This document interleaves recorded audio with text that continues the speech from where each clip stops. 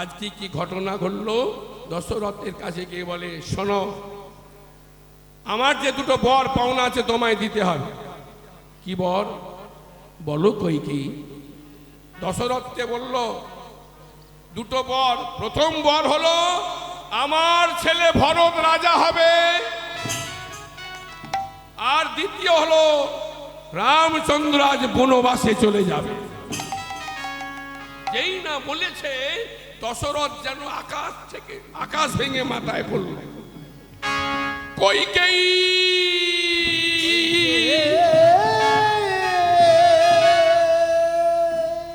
তুমি এমন বর চাইতে পারলে?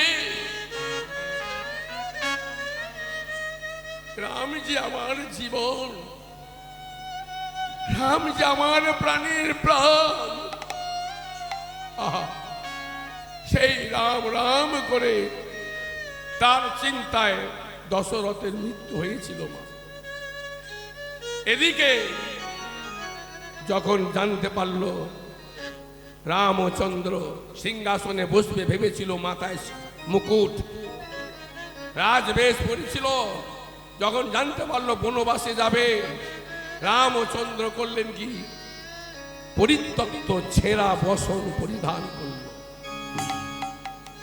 মাথার মুকুট রেখে দিল, ছেঁড়া কাপড়টা পরে দাঁড়িয়ে আছে। কৌশল্যা জননী এসে দেখে, রাম, তোকে এমন বেশে কে সাজালো? কে? ইশারা করে দেখালো কইকেয়ী মা। কৌশল্যা গিয়ে বলছে, বোন, তুই আমার রামের মুড়ি আঘাত দিলি।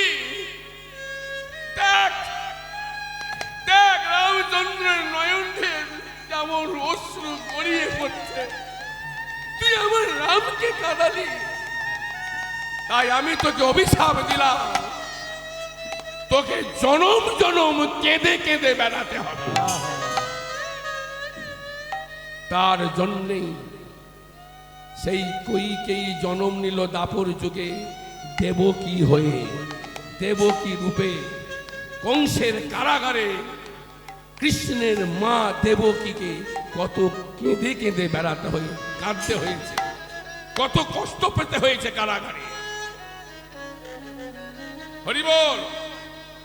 মাগো, 6টা ছেলেকে কংসরাজ পা ধরে মায়ের সামনে পাথরে আছাড় মেরে মেরে দিয়েছে। 7ম গর্ভকালে গর্ভটা চলে গেল ব্রজপুরে রোহিণীর গর্ভে, সেখানে রোহিণী বলরামের জন্ম হয়েছিল। 8ম গর্ভ ভগবান কৃষ্ণ। কত কেঁদেছে কংসের কারাগারে সেই দেবকী। হরিবল হরিবল। আবার জন্ম নিল, আপনারা জানেন পুরী ধামে গেছেন, হরিবল, গুন্ডিচা দেবী। তাকেও কাঁদতে হয়েছিল। এক রাত্রে 18টা ছেলে রক্তভূমি হয়ে মারা গিয়েছিল। কাঁদালে কাঁদিতে হয়। আর সেই গুন্ডিচা দেবী কলিযুগে হলেন সচী মা। 6টা কন্যা মারা যাবার পর প্রথম পুত্র বিশ্বরূপ সন্ন্যাসে চলে গেছে। দ্বিতীয় পুত্র বিশ্বম্ভর নিমাই, সেও সন্ন্যাসে চলে গেছে। তাই বলি মা, ভগবানের মা বলেও তার রেহাই নেই, তাহলে আমাদের কি হবে? তাই বলছি, কাঁদালে কাঁদিতে হয়, এ কথা মিথ্যা নয়। তাই আজ ব্রাহ্মণ রাজবাড়ি ছেড়ে চলে যাচ্ছে, কেঁদে কেঁদে রেখে গেল শুধু অনুতাপটুকু। মহারাজ নহুষ তার পরের দিন থেকে নিজে মন্দির পরিষ্কার করছে, নিজে পুষ্প চয়ন করছে, চন্দন মার্জিত করছে, রাধা মাধবের সেবা দিচ্ছে। তার সঙ্গে ওই পাশে যে নারায়ণ শিলা আছে, তার মাথায় চন্দন তুলসী অর্পণ করছে। বাবা, অনাচারী দ্বিজ শ্রেষ্ঠ, যদি শূদ্র জিতেন্দ্রিয় অভক্ষ ভক্ষয়ে গাভী শুকরি কুশ মল্লিকা। দেখুন, এই যে মা, ব্রাহ্মণ যদি অনাচারী হয় তবু তার নারায়ণ শিলার স্পর্শের একটা অধিকার আছে, আর শূদ্র যদি ইন্দ্রিয়কেও জয় করে তার নারায়ণ শিলার স্পর্শের অধিকার নেই। গাভীর দুগ্ধে, গাভী যতই অভক্ষ বস্তু খাক তার দুগ্ধে গোবিন্দের সেবা হবে, কিন্তু শুকরি কুশ হচ্ছে মহা পবিত্র, কুশ ছাড়া যোগ্য হয় না। সেই কুশের মূল যদি শুকরি খায়, শুকরি, তার দুগ্ধে কি গোবিন্দের সেবা হবে? বলি হবে না, হবে না, হবে না, হবে না, হবে না, কৃষ্ণ সেবা হবে না, হবে না, কৃষ্ণ সেবা হবে না, হবে না, শুকরির দুগ্ধে হরি হরি হরি এবার হবে না, হবে না, এবার হবে না, এবার হবে না, হবে না। তাই আজ ব্রাহ্মণ মনের দুঃখে চলে যাবার পরে রাজা নিজে পূজা করেছে। বিচারে বসলেন জগন্নাথ। জগন্নাথ বিচারে বসলেন। রে রাজন, তোর এত অহংকার। অহংকার একটি কথার দুটি অর্থ। অহং মানে বস্তু, কারুর আছে রূপের অহং, কারুর আছে বিষয় বৈভবের অহং, কারুর আছে জাতির অহং। জাতি বিদ্যা মহত্তঞ্চ রূপ যৌবন মে বাচ যদনাথ পরিবর্জয়ে পঞ্চধা ভক্তি কণ্টকা। আমার জাতের আমি বড়, আমি ব্রাহ্মণ, এই যে অহংকার, এটা ভালো নয়। আমি উচ্চ শিক্ষিত, এত লোকের মাঝে আমি দিগ্বিজয়ী পণ্ডিত, এটাও ভালো নয়। ভগবান বললেন, তোর যে এত অহং, অহং মানে বস্তু, তোর যে এত অহং, এত বাড়ি গাড়ি, এত ধন সম্পত্তি, এত জ্ঞান, এত পণ্ডিত, সব তো আমারই দেওয়া বস্তু। আমি দিতেও পারি, আবার নিতেও পারি। দেওয়া নেওয়া খেলা আমার কাজ। হরি বল। তাই জগন্নাথ বললেন, তোর এত অহংকার, তুই ব্রাহ্মণের বৃত্তিকে হরণ করলি, তাই অভিশাপ দিই, তোর মৃত্যুর পর তুই মুক্তি পাবি না। 13 বৎসর প্রেত লোকে ঘুরে ঘুরে বেড়াবি। জগন্নাথ অভিশাপ দিয়ে দিলেন আসতে। রাজা কিন্তু জানে না। রাজা সেবা দিতে দিতে কয়েক বছর চলে যাবার পর রাজার শরীর অসুস্থ, আর চলতে হাঁটতে পারছে না, বাক শক্তি রহিত হয়ে গেছে। শয্যায় শয়নে বুকের যন্ত্রণায় ছটফট করছে। যজাতি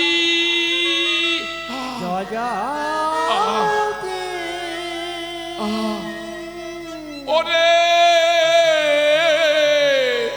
যজা,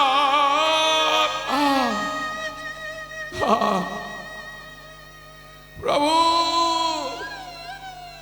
তুমি আমায় মুক্তি দাও। এই রাজার অনেক সন্তান, যজাতি, সজ্জাতি, জ্যোতি, আয়তি, নিয়তি, কৃতি, তারা ছুটে এসেছে, বলে পিতা তুমি এমন ছটফট করছে কেন, কি হয়েছে? কোন ছেলেটা মাথার কাছে, কোন ছেলেটা বাবার পায়ের কাছে, কোন ছেলেটা হাত বোলাচ্ছে। বলে যজাতি, আমার আর সময় নেই রে, অসহ্য বুকের মধ্যে যন্ত্রণা। আকাশের কালো অন্ধকার আমার চোখের সামনে। বাবা, তুই তো ভাইদের মধ্যে সব থেকে বড় রে যজাতি। তোকে জীবনের শেষের দিনে কিছু কথা বলে যাই, শোন বাবা। রইল তোর মা,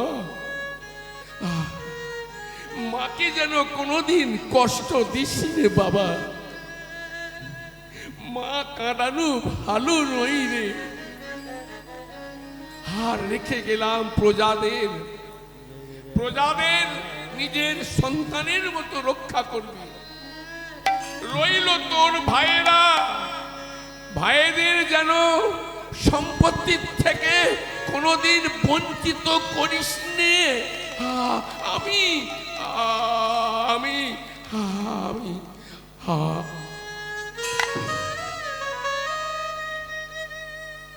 শেষ। ছেলেরা বুকে আছাড়ে কাঁদছে, পিতা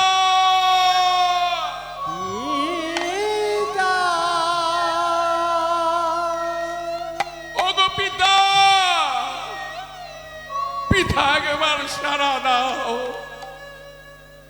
এই তো তুমি কথা বলছিলে পিতা,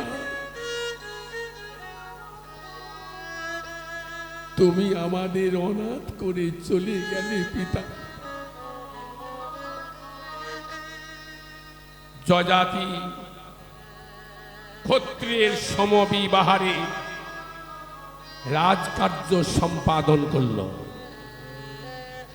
রাজকার্য সম্পাদন করে, সব কার্য সম্পাদন করে, হরিবল, রাজ সরোবরে স্নানের জন্য যাচ্ছে। স্নান করে উঠে আসবে, কে যেন ডাকছে, রে যজাতি।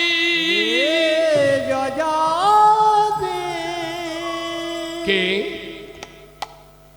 কে আমায় ডাকে? এই যে পিতার কণ্ঠধ্বনির মতো, কে? তবে কি পিতা? হরি বল। আবার ভাবে মানুষ মরে গেল, সে আবার ডাকবে কেন? বাড়িতে ফিরেছে, আসতে বাড়িতে ফিরে হবিষ্যান্ন প্রস্তুত করে এক মুষ্টি হবিষ্যান্ন মুখে দেবে, আবার সেই ডাক, রে যজাতি।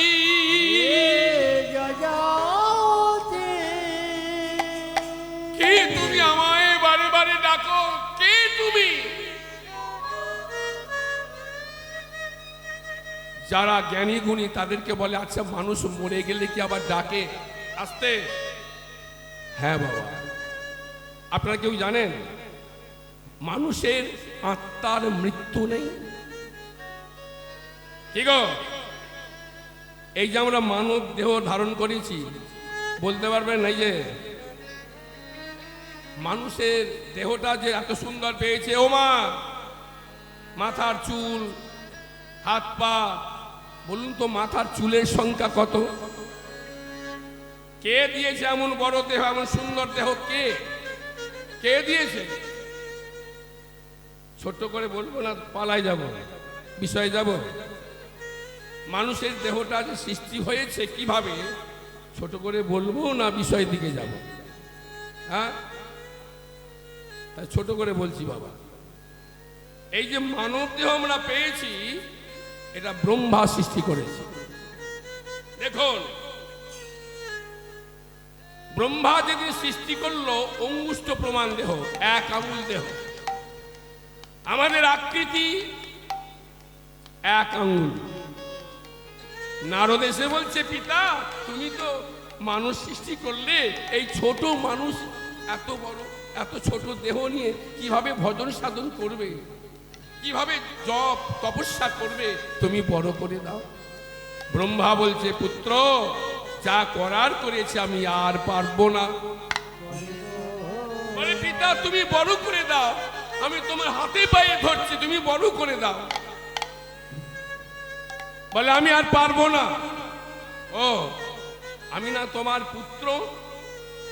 তা পুত্রের কথা পিতা রাখবে না? শোনো শোনো পিতা, তুমি যখন আমার কথা রাখলে না, তোমার এই ব্রহ্মলোকে এই বিনা যন্ত্রের দ্বারা মাথায় আঘাত করে আমি আত্মহত্যা করিব। আত্মহত্যা করিব। এই যে যেই মরবে বলেছে নারদ, নারদ যা হয় না রদ তাই নারদ। আমার যেই বলেছে মরবো, 5 জন ছুটে এসেছে। দেখুন এটা ভালো কথা, সকলের কিন্তু জানার প্রয়োজন আছে। পালা অনেক শুনবেন, বিষয় অনেক শুনবেন। 5 জন ছুটে এসেছিল। কে কে? ক্ষিতি, অপ, তেজ, মরুদ আর বোম। এরা হলো পঞ্চভূত। এরা এসে বলে মহর্ষি আপনি আত্মহত্যা করবেন না, আমরা মানুষের দেহকে বড় করে দেব। আস্তে নারদ বলে বেশ তোমরা দিতে পারো ভালো। ক্ষিতি অর্থাৎ মাটি দিল কি? হাড়, চামড়া, নারী ইত্যাদি। অপ অর্থাৎ জল দিল। ক্ষিতি অপ অর্থাৎ জল দিল, রক্ত, মূত্র, লালা ইত্যাদি।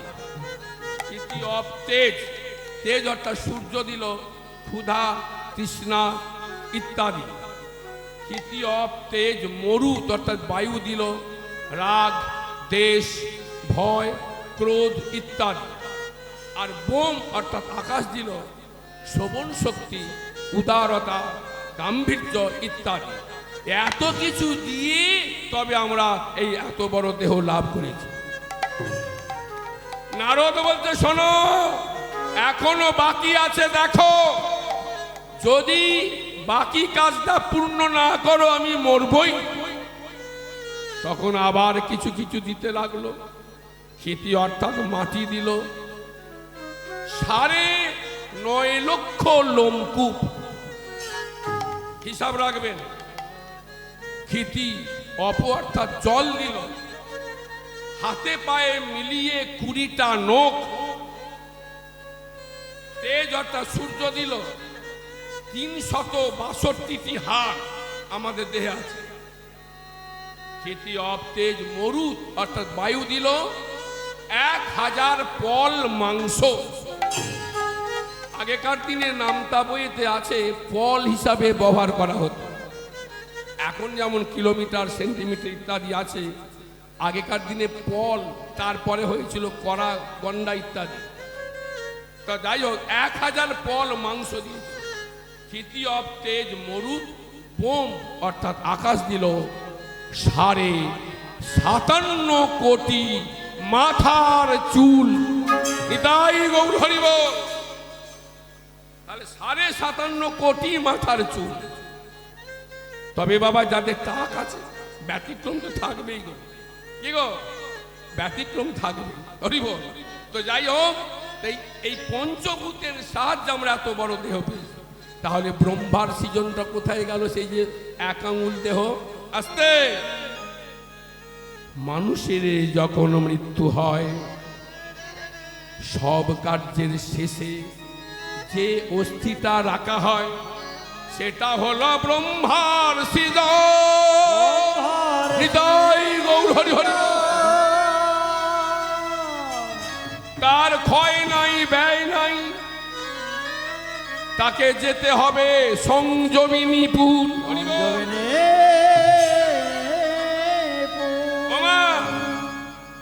শ্রাদ্ধের পরের দিন থেকে শ্রাদ্ধের দিন পর্যন্ত সেই আত্মা বাড়িতেই থাকে। বাবা মায়েরা যারা গত হয়েছেন, শ্রাদ্ধের দিন পর্যন্ত আত্মা বাড়িতেই থাকে। শ্রাদ্ধের পরের দিনে সেই আত্মা চলে যায় সংযমিনীপুরের দিকে। সংযমিনীপুর হলো যম রাজ্যের রাজধানী।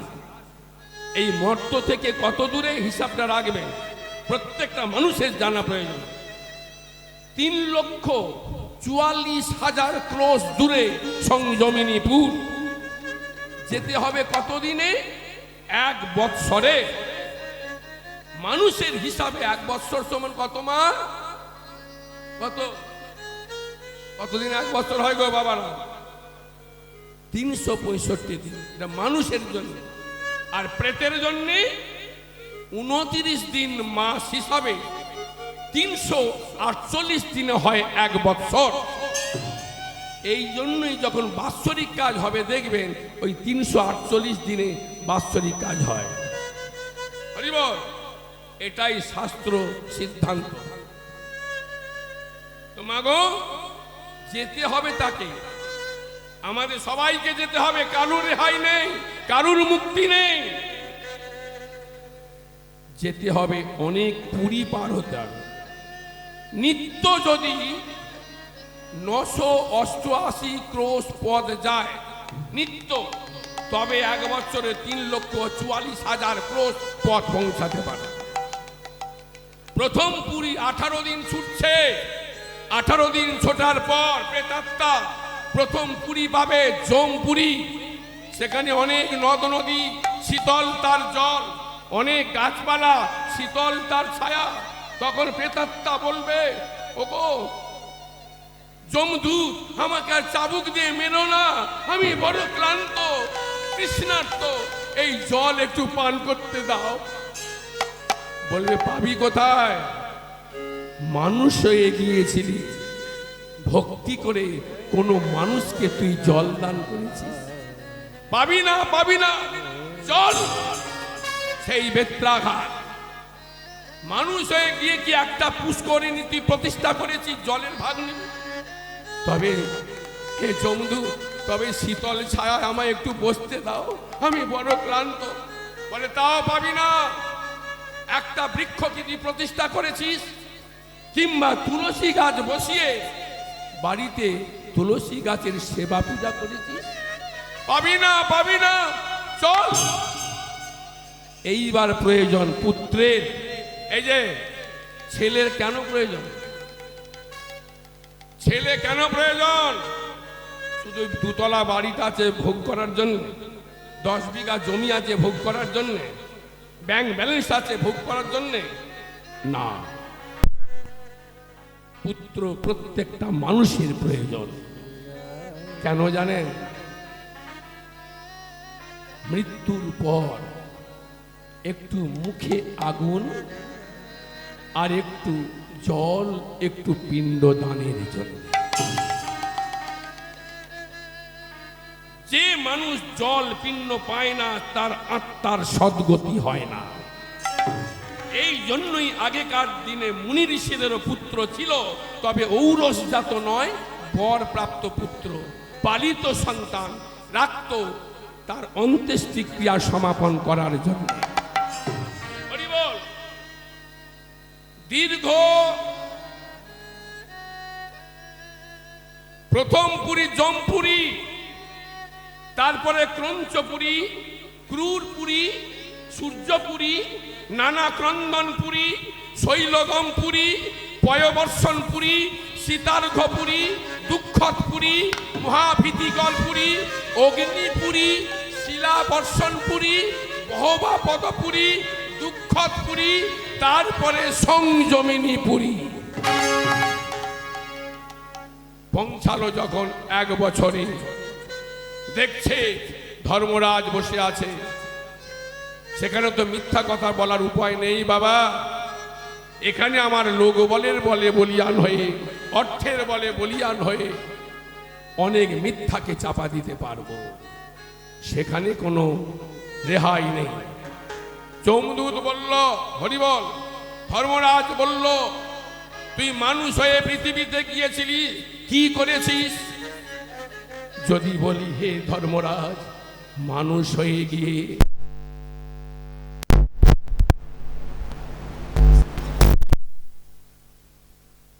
তো হরি নাম শ্রবণ করেছি, হরি কথা বদনে উচ্চারণ করেছি, বৃদ্ধ পিতাকে সেবা দিয়েছি, বৃদ্ধা মাতাকে সেবা দিয়েছি, আত্মীয়দের সঙ্গে আত্মীয়তা বজায় রেখেছি, আমার যেমন সাধ্য গরিব দুঃখীকে দান ধ্যান করেছি, তাহলে দেখিয়ে দেবে স্বর্গের দিকে। হরিবল। আর যদি বলি, হে ধর্মরাজ, পৃথিবীতে গিয়ে আমার আমিত্বে মোহিত হয়ে, অহংকারে মত্ত হয়ে বাবা মাকেও সেবা দিতে পারিনি, আত্মীয়দের সঙ্গে আত্মীয়তা বজায় রাখতে পারিনি, দেখিয়ে দেবে রৌরব নরকের দিকে। এই রৌরব নরকের আয়তন হচ্ছে 5 যোজন। 1 যোজন মানে 4 ক্রোশ, 5 যোজন মানে 4 5 20 ক্রোশ এলাকা নিয়ে একটা রৌরব নরক। বিঘত প্রমাণ অন্তর একটা করে চুল্লি আছে, তাতে গনগনে আগুন, তার উপরে তামার পাত, সেই তামার পাতের উপর আমাদের নিক্ষেপ করবে। আত্মার মৃত্যু নেই, সেই আত্মা কত কাঁদবে, চিৎকার করবে, বাঁচাও। তখন যমদূত বিকট হাসি হেসে বলবে, ওরে মানুষ, মানুষ হয়ে পৃথিবীতে গিয়েছিলি, লোক বলের বলে বলিয়ান হয়ে, অর্থের বলে বলিয়ান হয়ে কত মানুষের চোখের জল ফেলিয়েছিস। এখন নিজের চোখের জল ফেলে সেই ঋণ পরিশোধ কর। নিতাই গৌর হরি হরি বল হরি বল। তা এই হচ্ছে আমাদের মানব দেহের বিবরণ। হরি বল। রাজা যজাতি ভাবছে তাহলে কি আমার পিতার কণ্ঠস্বর? না না, হতে পারে না। আবার একদিন ডাকছে, রে যজাতি। কে কে তুমি আমায় প্রতিনিয়ত ডাকো? কে তুমি? হরি বল। আমি তোর পিতা। পিতা? বলো বলো পিতা, কেন তুমি আমায় প্রতিনিয়ত ডাকো? রে যজাতি, আমি অপরাধ করেছিলাম, ব্রাহ্মণের বৃত্তিকে হরণ করেছিলাম, ব্রাহ্মণের মনে কষ্ট দিয়েছিলাম, তাই মৃত্যুর পর আমি শান্তি পাচ্ছি না। অনাহার অনিদ্রায় প্রেত লোকে আমি ঘুরে ঘুরে বেড়াচ্ছি, তুই আমায় মুক্তি দে।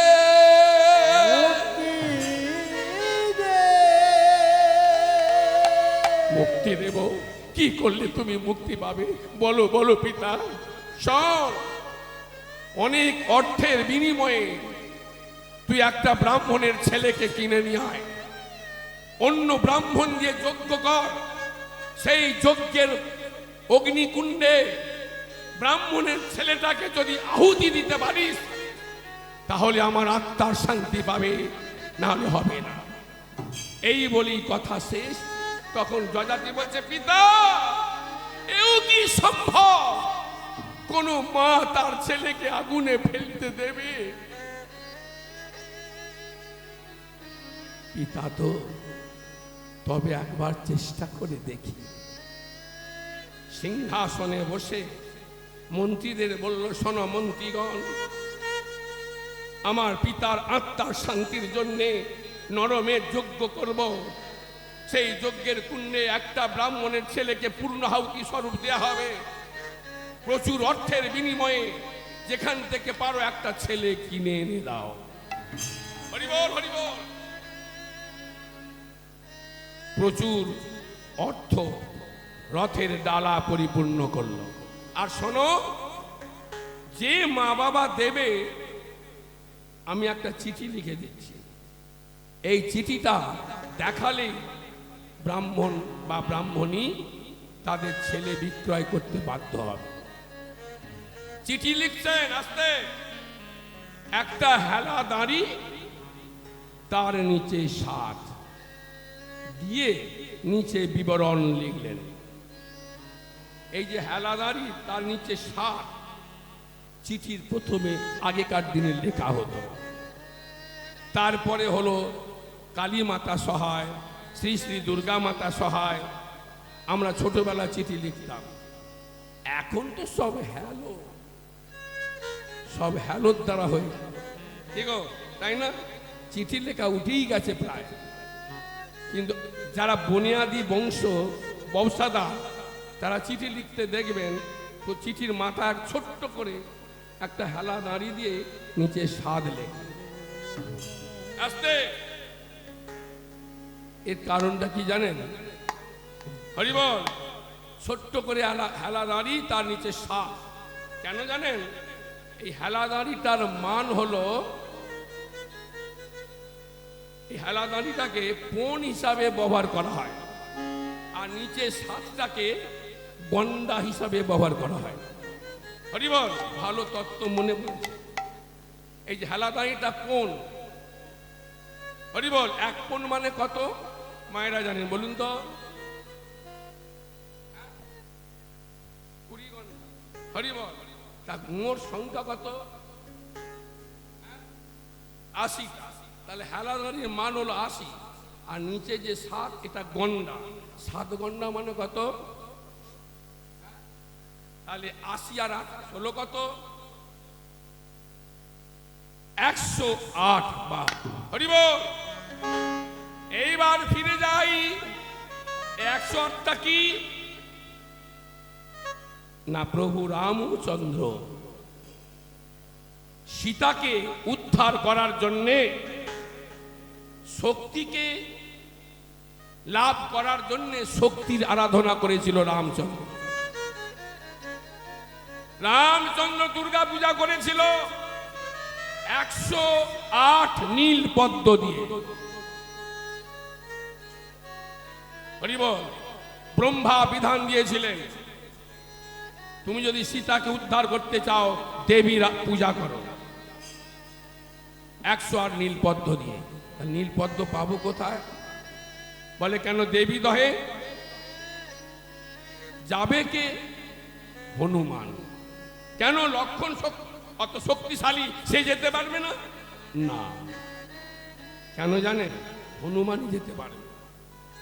সেখানে শিব আর দুর্গা ছাড়া দেবী দহে যাওয়ার কারোর শক্তি ছিল না। আর হনুমানটাই তো হলো শিবের অংশ, তাই না? কি গো মা? আস্তে। যখন দক্ষরাজ প্রজাপতি শিবহীন যজ্ঞ করেছিল, সেই যজ্ঞে শিব উপস্থিত ছিল না। জগন্মাতা দুর্গা যজ্ঞে যেতেই দক্ষরাজ প্রজাপতি কটূক্তি করেছিল, স্বামী নিন্দা করেছিল। যারা সতী সাধ্বী স্ত্রী ওমা, তারা স্বামীর নিন্দা কোনোদিন সহ্য করবে না। করতে পারবেন মা? আপনারা পারবেন? স্বামীর যদি নিন্দা হয় সেই স্থানে আপনি থাকতে পারবেন? পারবেন না। কেননা সতী সাধ্যের একমাত্র পথ স্বামী সেবা। আপনাদের ঠাকুরকে ডাকার প্রয়োজন নেই, গলায় 10 গন্না মালা পরে হরিবোল হরিবোল বলার প্রয়োজন নেই। যারা সতী সাধ্যী স্ত্রী, তাদের একমাত্র ব্রত স্বামীর সেবা। স্বামীকে ভক্তির আসনে বসিয়ে যদি স্বামীকে পূজা করেন, ওই স্বামীর সেবার মধ্য দিয়েই জগৎপতি গোবিন্দের সেবা হয়ে যাবে। নিতাই গৌর হরি হরিবোল, হরিবোল।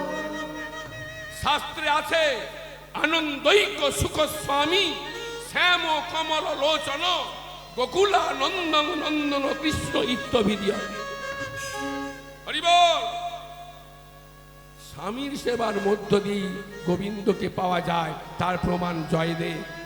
পদ্মাবতী, আপনারা নিশ্চয়ই জানেন, পদ্মাবতী কৃষ্ণকে লাভ করেছিল ওই স্বামী জ্ঞানে সেবা দিতে গিয়ে। তো যাই হোক, ওদিকে যাচ্ছি না। তা মাগো হরিবল হরিবল। যারা সতী সাধ্যী, সতী স্বামী নিন্দা সহ্য করতে না পেরে তিনি দেহত্যাগ করেছিলেন। যখন শিব জানতে পারল সতী দেহত্যাগ করেছে, রাগে কাঁপতে কাঁপতে মাথার জটা ছিঁড়ে মাটিতে আছাড় মারতেই একটা দৈত্য সৃষ্টি হলো।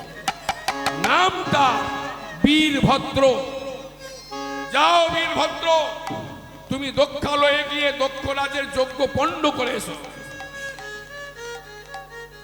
যজ্ঞ পণ্ড করে বীরভদ্র যখন ফিরে এলো, মহাদেব সন্তুষ্ট হয়ে বললেন, আমি তোমায় বর দিই, তুমি হবে 4 যুগ অমর, নাম হবে তোমার হনুমান। সেই হনুমান একমাত্র যেতে পারে। হরিবল। আস্তে। হনুমান রামচন্দ্রকে প্রণাম করে বায়ু ঘরে দেবী দহে গিয়ে দেখলো অনেক নীলপদ্ম, তারা হেলে দুলে নাচছে। আমার একটা একটা করে এই দেবী দহে নীলপদ্ম সৃষ্টি হয়েছিল কিভাবে? আসতে।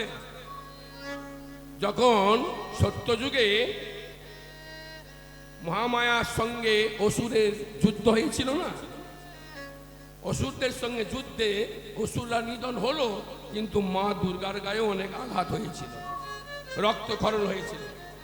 আমরা যেমন ডাক্তার বাড়ি যাই কেটে গেলে, তা জগন্মাতা দুর্গা করেছিল কি দেবী দহে স্নান করেছিল। দেবী দহের এমনই বিশেষত্ব ছিল, যতই ক্ষত থাকুক সব বিলীন হয়ে যাবে। যেই স্নান করেছে মা দেবী দুর্গা, এই গুনে গুনে দেখলো 107 জায়গায় অসুরের আমার গায়ে আঘাত করেছে। এই 107 জায়গার রক্তবিন্দু দেবী দহের জলে মিশে 107টা নীল পদ্মের সৃষ্টি হয়েছিল। মহাদেব গরম পড়েছে, হাওয়া খাবে বলে ওই দেবী দহে তীরে গেছে, গিয়ে দেখে 107টা নীল, অনেক নীলপদ্ম, 106টা তারা হেলে দুলে নাচছে বাতাসের পরশে, আর একটা পদ্ম এক জায়গায় স্থির স্থির। মহাদেব বললে, কি রে তুই একা বলে তোর মনে শান্তি নেই? বেশ বেশ, আমি তোকে যুগল করে দিচ্ছি। ঊর্ধ্ব নেত্র থেকে জ্যোতি সৃষ্টি করে একটি নীলপদ্ম সৃষ্টি করলেন, হয়ে গেল 108। সেই 108 নীলপদ্ম বাতাসের পরশ পেয়ে হেলে দুলে নাচিছে, হেলে দুলে নাচিছে, দুলে নাচিছে, হেলে দুলে নাচিছে। বাতাসের পরশ পেয়ে হেলে দুলে নাচিছে, আরে বাতাসে হেলে দুলে নাচিছে, বাতাসের পরশ পেয়ে হেলে দুলে নাচিছে, আরে বাতাসে পরশ পেয়ে হেলে যাই রে লীলার বলি হারি, নিতাই গৌর হরি হরি বল। আমার হেলে দুলে নাচিছে, যারে লীলার বলি হারি, আমার হেলে দুলে নাচিছে, আর হেলে দুলে নাচিছে। হনুমান গুনে গুনে 108 নীল পদ্ম চয়ন করে নিয়ে এসে লক্ষণের হাতে দিয়েছে। লক্ষণ গণনা করে দেখলো 108। এইবার রামচন্দ্রের হাতে দিয়েছে, রামচন্দ্র গুনে দেখলো 108। দেবীর পূজার আয়োজন, দেবীর পূজা করছে নীল পদ্ম দিয়ে। ওম সর্বমঙ্গল মঙ্গলে শিবে সর্বার্থ সাধিকে শরণ্যে ত্র্যম্বকে গৌরী নারায়ণী নমস্তুতে। সৃষ্টি স্থিতি বিনাশানাং সত্যিভূতে সনাতনী গুণাশ্রয়ে গুণময়ী নারায়ণী নমস্তুতে। ত্বং স্বাহা ত্বং স্বধা ত্বং হি বসৎকারো সনাতনিকা সুধা তমস্বর নিত্যে ত্রিধা মাত্রাত্মিকা স্থিতা অর্ধমাত্রা স্থিতা নিত্যা জানুচর্যা বিশেষতঃ ত্বমেব সাবিত্রী ত্বং দেবী জননী পরা ত্বয়ৈব ধার্ততে সর্বং ত্বয়িত্তসিদ্ধতে জগৎ ত্বয়িত্তৎপল্যতে দেবী সমস্তন্তে চ সর্বদা বিসৃষ্টৌ সৃষ্টিরূপাত্মং স্থিতিরূপা চ পালনে তথা সংহৃতিরূপান্তে জগৎস্য জগন্ময়ে মহাবিদ্যা মহামায়া মহামেধা মহাসিদ্ধি মহামোহ চ ভবতি মহাদেবী মহাসুরি প্রকৃতিস্থিতং চ সর্বস্ব গুণত্রয় বিভাবিনী কালরাত্রি মহারাত্রে মহারাত্রিশ্চ দারুণা ত্বং শ্রীতমেশ্বরী বুদ্ধির্বোধ লক্ষণা লজ্জা পুষ্টি তথা তুষ্টিস্তং শান্তি। মা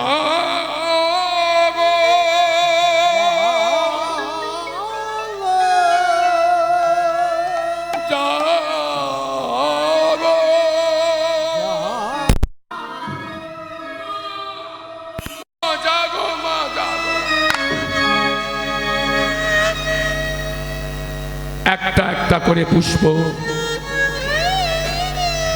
মাগো কয়েকদিন ভাবে চলছে, আমাদের গলা একটু গোলমাল হয়ে হরি বল, হরি বল। আপনারা কৃপা করুন, আপনাদের কৃপা হয়তো করতে পারেন। জয় নিতাই, জয় নিতাই, জয় নিতাই।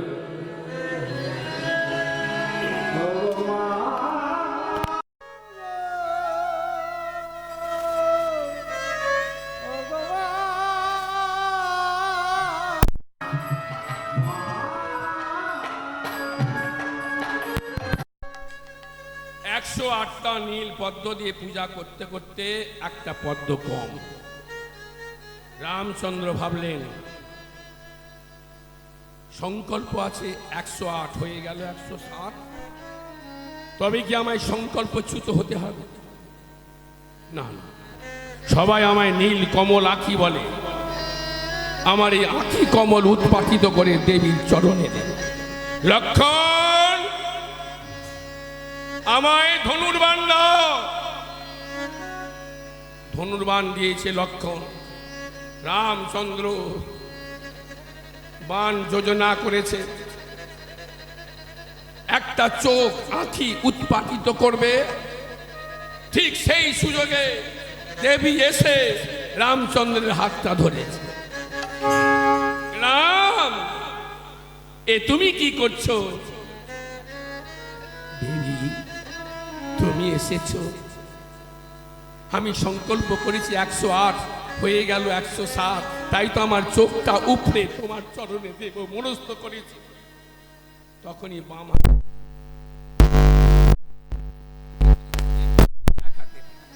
রাম, এই দেখো সেই পদ্ম। দেবী, তুমি হরণ করেছ।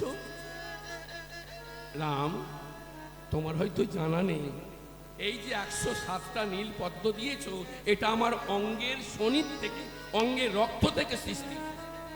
আর এই যে পুষ্পটা দেখছো, এটা আমার স্বামীর ঊর্ধ্ব নেত্র থেকে সৃষ্টি। বলো তো রাম, যে পুষ্পটা আমার স্বামীর সৃষ্টি করা, সেটা আমি চরণে কেমন ভাবে নেব? তাই তো আমি রাখি গোপনে। হরি বল, হরি বল। তোমার আমি আশীর্বাদ করি, তোমার সকার্য সাধন হোক। দেবী অদৃশ্য হয়ে গেল, পূজা হয়ে গেল। হনুমানকে বললে, হনুমান এই ফুলগুলি জলে ভাসিয়ে দিয়েছে। হনুমান বললে, প্রভু এই ফুলগুলি জলে ভাসিয়ে দেবো, সরজু নদীর জলে ভাসতে ভাসতে যদি নোংরা জায়গায় মিশে যায়, তোমাদের নামের কলঙ্ক হবে না? তাও তো বটে। তখন রামচন্দ্র আশীর্বাদ করলেন, শোনো হনুমান, এই ফুলগুলিকে আমি আশীর্বাদ করি, এই ফুলগুলি ত্রেতা যুগে ফুল হয়েই থাকবে, আগামী দাপর যুগে, কলি যুগে মানুষের লেখনীর অগ্রভাগে থাকবে। নিতাই গৌর। সেই জন্যই চিঠি বা পত্র লিখতে গেলে উপরে একটা হেলা দাঁড়ি, তার নিচে 7 দেওয়া হতো।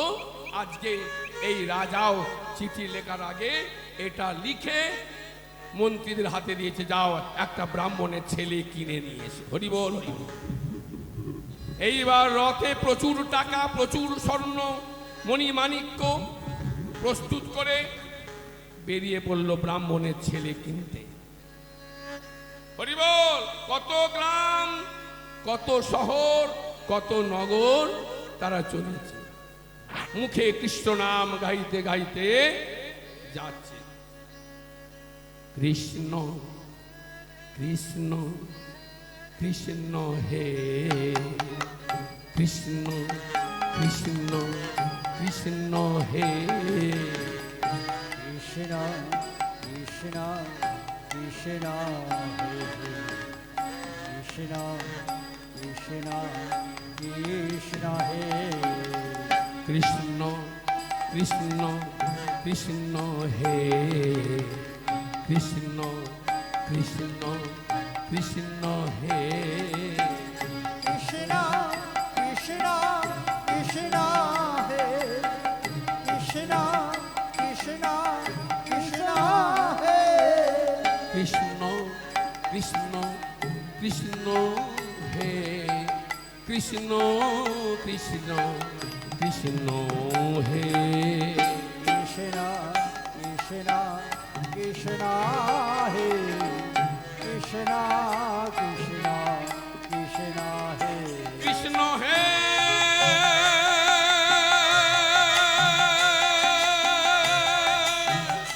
হরি হরি হরি বল।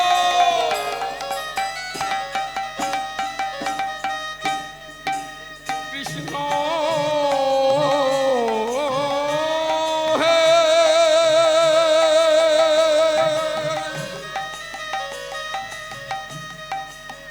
কৃষ্ণ হে করুণা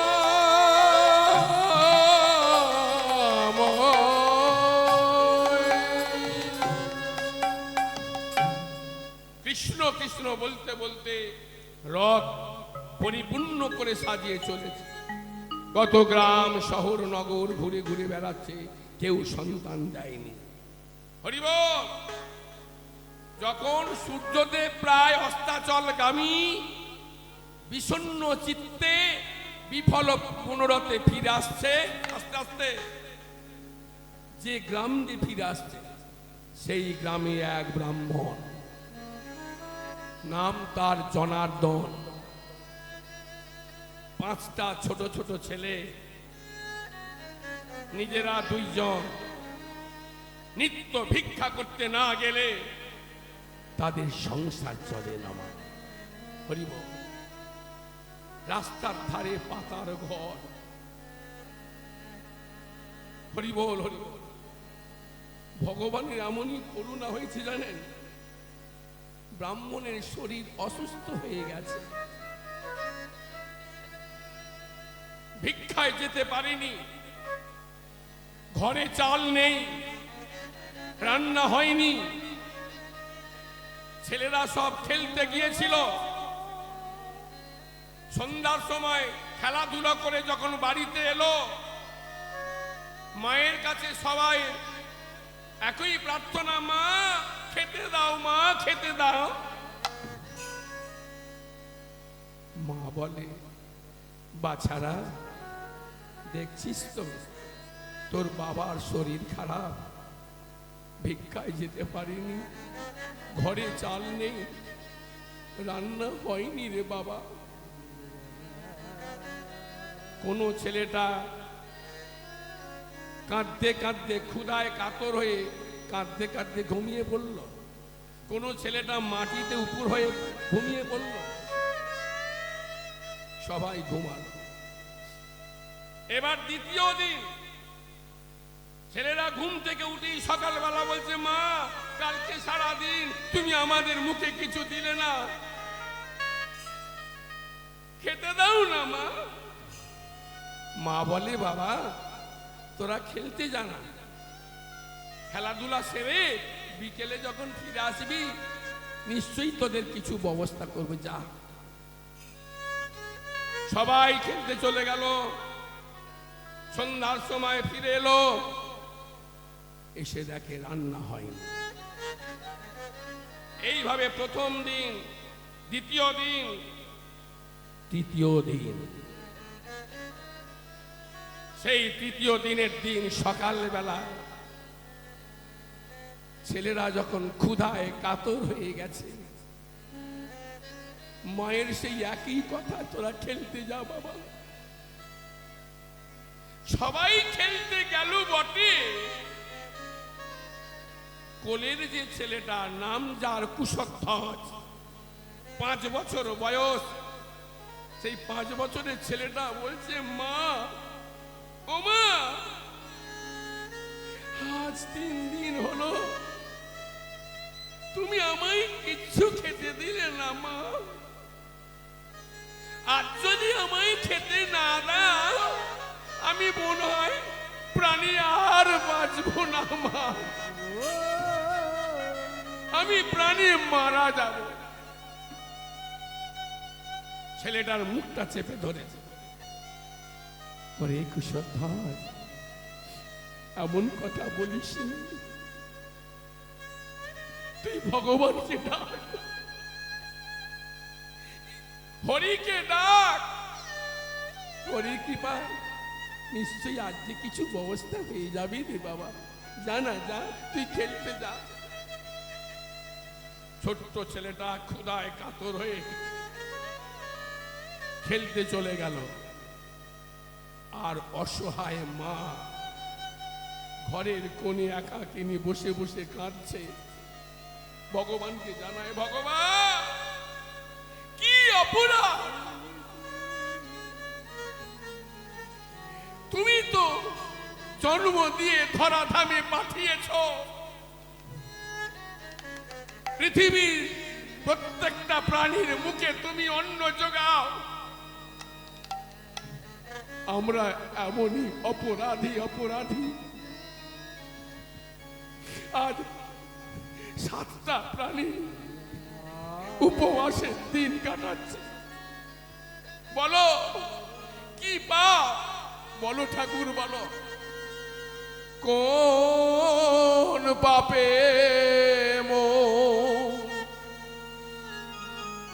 এমন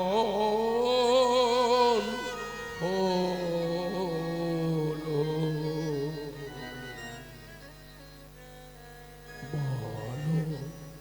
দয়া বলো দয়া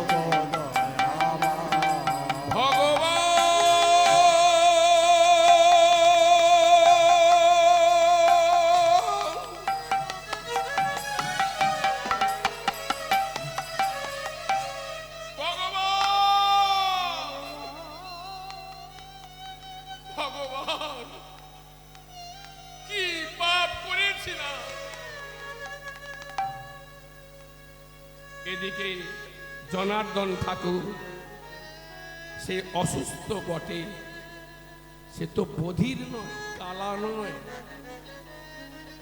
ছেলেরা ক্ষুধায় কাতর, সবই বুঝতে পারছে, কিন্তু উপায় নেই, শরীর অসুস্থ। যেই ছোট ছেলেটা বলেছে, আজ যদি খেতে না দাও মা, আমি আর প্রাণে বাঁচব না, সেই কথাটা ব্রাহ্মণের বড় কষ্ট লেগেছে জানেন। জনার্দন ব্রাহ্মণ কোন রকমে মাটি ধরে উঠে ধীরে ধীরে এক মুষ্টি ভিক্ষার আসে ওই রাস্তার ধারে গিয়ে বসেছে। রাস্তা দিয়ে আসছে রাজার অনুচরেরা রথ নিয়ে। রথ নিয়ে আস্তে আস্তে এক অনুচরের লক্ষ্য পড়ে গেল, কে বসে আছে, উনি মনে হয় ব্রাহ্মণ। ওই তো কাঁধে পৈতা। এই ভাই, এই দেখ দেখ, ব্রাহ্মণ বসে আছে, চল তো বাড়ি যাওয়ার সময় একবার ওর কাছ থেকে হয়েই যায়। ব্রাহ্মণের গলায় উত্তরীয় আছে বটে, উড়ানি আছে বটে, উড়ানিটির শতখণ্ড ছেঁড়া, এই ছেঁড়ার মধ্য দিয়ে ব্রাহ্মণের পৈতাটা দেখা যাচ্ছে। কাছে আসতে, ব্রাহ্মণ, এখানে কি কোনো ব্রাহ্মণ কুমার বিক্রয় আছে? মাথাটা ধীরে ধীরে উপরের দিকে তুলে বলে, তোমরা কারা? আমরা ওই রাজা যজাতির অনুচর। কুমার কি হবে? বলে, শোনো, আমাদের রাজা তার বাবার আত্মার শান্তির জন্য নরমের যজ্ঞের আয়োজন করেছে, আর সেই যজ্ঞের অগ্নিকুণ্ডে একটি ব্রাহ্মণের কুমারকে আহুতি দেবে। কি? তার জন্য অনেক টাকা, অনেক মণি মাণিক্য দেওয়া হবে। রথের ডালাটা খুলে দেখাচ্ছে, এই দেখো, এসব তাকে দেওয়া হবে। দূর হয়ে যাও, এখানে এখানে কোনো ব্রাহ্মণ কুমার বিক্রয় নাই। নেই তো নেই, চিৎকার করার কি আছে, আমরা চলে যাচ্ছি। অনুচরের রথ নিয়ে চলে যাচ্ছে। পরক্ষণই ব্রাহ্মণ ভাবছে, আমার তো 5টা ছেলে, নিজেরা 2 জন, আর 7টা প্রাণীর 3 দিন উপবাসে আছে। একটা ছেলেকে যদি আমি বিক্রয় করে দিই, বাকি যে টাকাগুলো পাবো তার বিনিময়ে তো 5 পুরুষ বসে খেলেও ফুরাবে না। অনুচর, অনুচর, দাঁড়াও, দাঁড়া, রথ ফিরিয়ে নিয়ে এসো। রথ নিয়ে এলো। কি গো, এই তাড়িয়ে দিলে আবার যে ডাকলে? শোনো অনুচর, আমি ভেবে দেখলাম আমার 5টা ছেলে, নিজেরা 2 জন, আজ 3 দিন হলো উপবাসে। ছেলেরা না খেতে পেয়ে বড় কাতর হয়ে পড়েছে। আমি একটা ছেলেকে বিক্রয় করে দেব। ঠিক বলছ? বলে, হ্যাঁ, তবে শোনো অনুচর, আমার তো স্ত্রী আছে, তার মতটাও তো নেবার প্রয়োজন আছে। তোমরা একটুখানি ধৈর্য ধরো, আমি বাড়ি যাব আর আসবো। ব্রাহ্মণ ধীরে ধীরে কোন রকমে গৃহে এসে দেখে স্ত্রী উপুর হয়ে চোখের জলে বুক ভাসাচ্ছে। ব্রাহ্মণী কাঁদছে, আমি এতদিন তোমায় জানতাম, যার কেউ নাই আছো তুমি তার। আমি এতদিন জানতাম, এত তোমায় ডেকেছি, কেঁদেছি, সেদেছি, আর আমি তোমায় কোনোদিন ডাকবো না প্রভু, ডাকবো না। আকুল প্রাণে কাঁদছে, ভগবানকে জানাচ্ছে, প্রভু বলবো না গো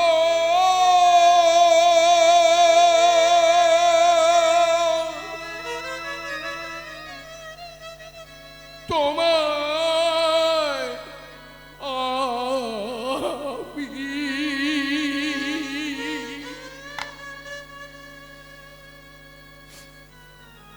দিনে ভগবান ভগবান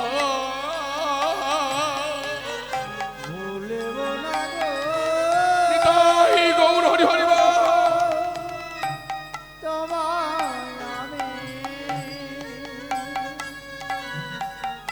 দিনের ভগবান ভগবান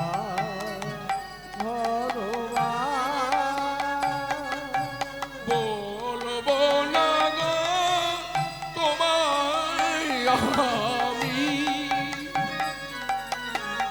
দিনের ভগবান ভগবান ভগবান ভুলব না গো তোমায় আমি দিনের ভগবান ভগবান ভগবান ভাসবো না আর চোখের জলে ভাসবো না আর চোখের জলে ভাসবো না আর চোখের জলে ভাসবো না আর চোখের জলে করবো অভিমান ভাসবো না আর চোখের জলে ভাসবো না আর চোখের জলে করবো অভিমান